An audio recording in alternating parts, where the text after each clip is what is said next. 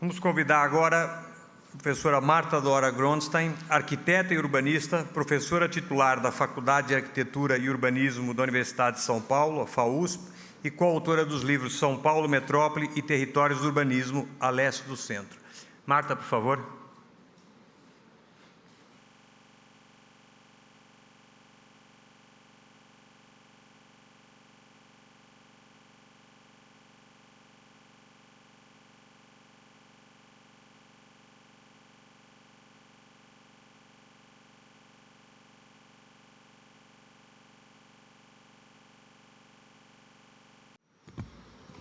Boa tarde a todos. Eu agradeço a Arquifuturo, a Secretaria Municipal de Desenvolvimento Urbano e os colegas da FAUSP pelo convite tão prazeroso de estar aqui com vocês hoje e poder usufruir de ter acesso a questões e a problemas tão interessantes como os que eu consegui ouvir ontem e hoje aqui nesse local.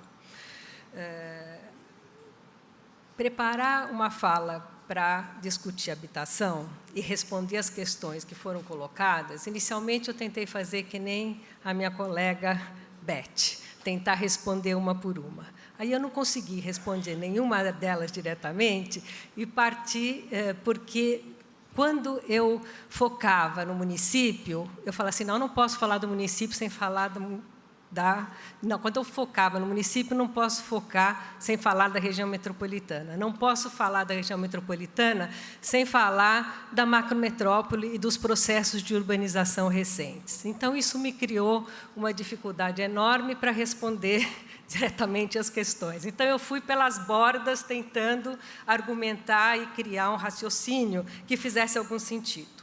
Bom, essa imagem que está na tela é a primeira que me assusta, que é o seguinte, aí a gente tem uma evolução da mancha urbana na macrometrópole paulista, que compreende as 5 regiões metropolitanas e as aglomerações urbanas no seu interior. Então, a gente vai de 1975, 80, 90... até chegar na imagem mais recente, aonde, nesta escala, a gente consegue avaliar o tamanho da encrenca que a gente tem que enfrentar para resolver a questão habitacional nesse contexto, não?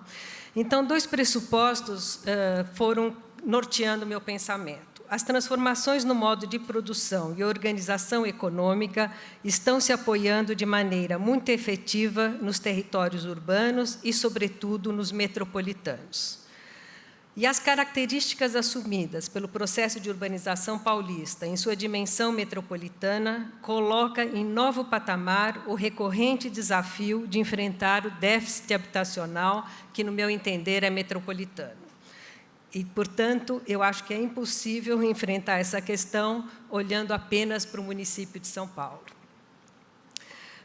Como enfrentar, então, esse déficit habitacional metropolitano? A observação dos dados disponíveis permite apontar para um novo ciclo urbano e um novo padrão da urbanização, referido aos novos espaços urbano-regionais que estamos denominando como territórios de metropolização, ou seja, todos esses espaços... como é que eu volto aqui?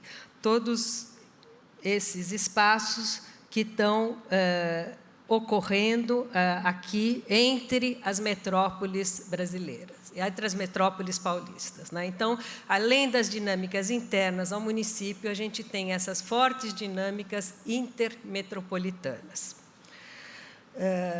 Então, esse território de metropolização é entendido como aquele que configura o conjunto das metrópoles paulistas e as aglomerações urbanas e micro-regiões aí contidas, relacionadas com a principal metrópole do país, que é São Paulo.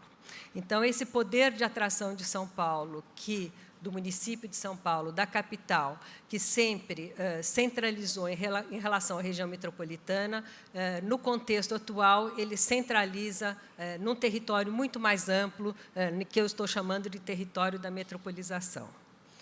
Visto sobre essa ótica, Então, esse território da urbanização extensiva configura a macrometrópole paulista e compreende áreas urbanas, periurbanas e rurais. Essas três dimensões precisam ser analisadas com muito critério, urbano, periurbano e rural, pois novos padrões estão aí presentes e revelam transformações expressivas no modo de usar e usufruir a cidade metropolitana, São Paulo, revelando precariedades e opulências. Visto sobre essa ótica, o crescimento de São Paulo se apresenta sob muitas faces. Reconhecer as questões atuais colocadas pelas novas formas e escalas das dinâmicas urbanas que impactam as metrópoles e o território macrometropolitano e, sobretudo, as suas periferias e os espaços periurbanos é fundamental para a formulação de políticas públicas de escopo urbano-regional, que, na sua concepção, ultrapassem visões setoriais e limites institucionais. Eu acho esse aspecto muito importante da questão de ultrapassar visões setoriais e limites institucionais, porque toda a prática de intervenção urbana e urbanística é permeada por essas duas questões, onde estão as grandes dificuldades. Essa afirmação é muito importante, pois, do meu ponto de vista, esses dois aspectos, visões setoriais e limites institucionais, contêm uma dimensão política e administrativa sedimentada, que não pode ser ignorada. São Paulo institucionalizou 5 regiões metropolitanas: São Paulo, Campinas, Baixada Santista, Vale do Paraíba e Litoral Norte e Sorocaba. Em todas elas, as periferias precárias se expandiram a partir de loteamentos ilegais, favelas e também pela implantação de conjuntos habitacionais de interesse social, reforçando a precariedade presente nesses territórios. O que eu estou afirmando aqui é que a prática pública de produção de habitação social é mais um componente da precarização das periferias metropolitanas. Outra característica nesses contextos, e em particular na região metropolitana de São Paulo, se observado ao longo das últimas décadas, particularmente desde os anos 80 e 90, é que, enquanto o município sede perde população, as periferias cresceram em número de habitantes, e a precariedade dessas áreas é uma constante. Voltando à macrometrópole, esse território concentra em 50 mil quilômetros quadrados, 30 milhões de habitantes. Os números impactam. 20% do território estadual concentra 74% da população do Estado, 30% do PIB paulista e 30% do PIB nacional. Portanto, quando nós estamos falando do município de São Paulo, estamos falando de um espaço urbano que tem que responder a esse papel centralizador e potente que a cidade de São Paulo e a região metropolitana têm. Como é que muda mesmo aqui? Peraí. Bom, aqui nós temos uma imagem da região metropolitana de São Paulo e dos principais eixos rodoviários que articulam esse imenso território. Esse outro mapa aqui mostra a evolução da institucionalização de regiões metropolitanas na macrometrópole, constituindo o território da macrometrópole. Vocês podem observar que, da década de 70, quando nós tínhamos a região metropolitana de São Paulo, década de 80, década de 90, já Campinas, aqui nos anos 2000, o Vale do Paraíba e a Baixada Santista, e, mais recentemente, Sorocaba e as aglomerações urbanas importantes de Piracicaba e a microrregião de Bragança Paulista. Diante desse novo e dinâmico contexto, tanto na macrometrópole quanto na metrópole paulista, a questão habitacional, o déficit, se destaca e remete para um problema de difícil encaminhamento. Articular programas e planos de interesse metropolitano que enfrente, por um lado, a expansão das periferias metropolitanas e, por outro, a força das transformações de espaços urbanos consolidados em processo de transformação funcional no interior das principais metrópoles, como São Paulo, o ABC paulista e mesmo Guarulhos. Diante desse contexto, me permito fazer 2 afirmações. O intraurbano e seus planos diretores e o regional, focado especialmente nos planos setoriais até o momento, transporte, habitação, meio ambiente, precisam convergir e encontrar pontos estratégicos do território metropolitano para resultar em projetos integrados que combinem ações públicas e privadas, que vão além de implantação de edifícios e construam trechos de cidade. Eu incluo aqui a produção de habitação social. Eu acho que o exemplo que a Beth colocou das operações urbanas Água Espraiada demonstra que é possível você construir habitação em áreas mais centrais, desde que haja uma parceria público e privada e desde que hajam investimentos que venham de fora do orçamento, como as CEPACs, por exemplo, dado que os orçamentos são muito restritos, em geral, para a área de habitação, como a própria Elizabeth colocou. Conduzir o processo a partir da perspectiva traçada por planos e projetos urbanos é um caminho, a articulação entre eles. Essa conjugação entre planos e projetos urbanos entre nós ainda constitui um grande desafio, e posso dizer que planos existem e bem equacionados. Mas acredito que, para saírem do discurso ou da gaveta, a dimensão do projeto urbano é uma vertente de ação fundamental, pois transforma o plano em realização e as diretrizes e parâmetros em trechos de cidades, além de permitir parcerias público-privada, alavancando a escassez de recursos públicos. Programas de expansão e transformação urbana continuam a desafiar as políticas públicas de intervenção urbana, embora, com certeza, em novo patamar. Já dispomos de instrumentos urbanísticos que permitem ações articuladas em diferentes instâncias de governo federal, estadual e municipal. Falta exercitá-las em programas inovadores, multifuncionais e plasmados no território, que tenham presente a dimensão social, econômica e ambiental da intervenção e dialogam com a relação público e privada. O Estatuto da Cidade e o Estatuto da Metrópole, o primeiro de 2001 e o segundo de 2015, constituem dois marcos mais potentes do que as diretrizes da Agenda Habitat no nosso contexto. Sem querer ser impertinente, eu faço essa afirmação pelo seguinte: sem desmerecer o alcance e o papel da agenda no contexto mundial, apenas destacando que alcançamos um patamar nos instrumentos de comando e controle que podem conduzir a ação urbanística para objetivos desejados. As EIs e os planos de urbanização a elas relacionados, as operações urbanas consorciadas e as operações urbanas interfederativas recém-fixadas no Estatuto da Metrópole, os projetos de intervenção urbana, os PUIs do Plano Diretor de 2014, entre outros, constituem instrumentos disponíveis que podem atuar e conduzir o processo de expansão e transformação urbana a partir de perspectivas traçadas por planos e projetos urbanos. Esse é o nosso grande desafio.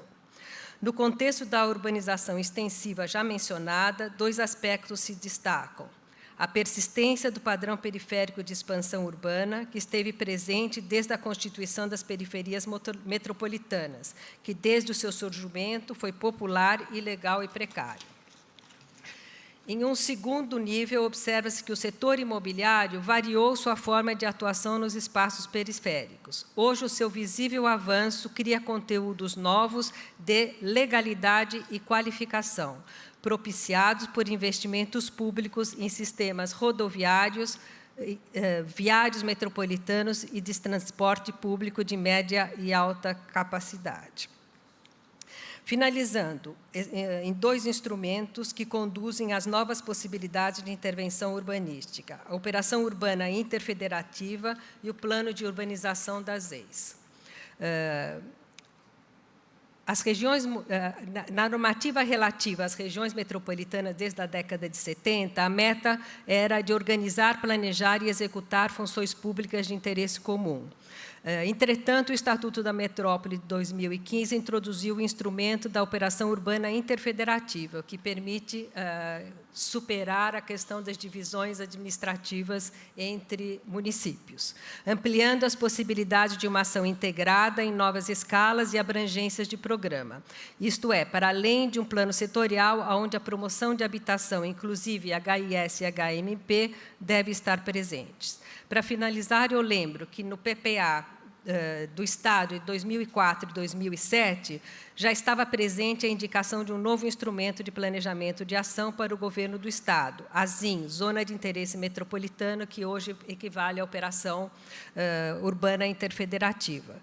Introduzida, então, no Estatuto da Metrópole de 2015 como Operação Urbana Interfederativa, que dá um novo impulso para as ações integradas dessa natureza se viabilizem. Me permitam, para finalizar, reproduzir o que dizia o PPA do Estado em 2003. A ZIM, ou Zona de Intervenção Metropolitana, organiza-se como uma unidade urbana que incorpora aspectos físicos, espaciais e funcionais do território. A sua definição possibilita a consideração simultânea de questões que devem ser tratadas no contexto de um plano urbano e outras cujas características impõem a necessidade da abordagem através de projeto urbano. Está baseada, portanto, em uma dupla premissa de trabalho. A primeira relaciona-se à indispensável necessidade de estabelecer um plano que contemple as questões consideradas de âmbito sistêmico e global, levando em conta a inserção da zona da área metropolitana. A segunda premissa está associada ao conjunto de questões que emergem da análise dos problemas e das potencialidades identificadas como pertencentes à escala local. E, no plano de urbanização das ZEIs, eu entendo que a questão da regularização fundiária é fundamental, mas a reorganização urbanística desses empreendimentos, ela não precisa necessariamente depender de uma regularização fundiária. Eu acho que isso é uma hipótese otimista, mas a questão é que a regularização fundiária tem um tempo de materialização muito longo, e a urbanização é premente, né? Então, eu acho que tentar, do ponto de vista de poder público, fazer uma ação independente da outra, eu tenho a impressão que, talvez, no projeto do Cantinho do Céu, foi feita uma urbanização independente da regularização fundiária, né? Então, eu acho que esse ponto é muito importante. Eu acho que eu já me estendi além, já vi as plaquinhas aqui N vezes, que me deixaram bastante nervosas. Eu vou parar por aqui mesmo e, outra hora, a gente conclui o raciocínio. Espero ter deixado claro que eu acho que a conjugação entre planos e projetos urbanos é o grande desafio que nós temos no momento, e eu acho que é por aí que vai se avançar na implementação do plano diretor e suas diretrizes, na lei de zoneamento e seus parâmetros. Muito obrigado e desculpem ter me excedido.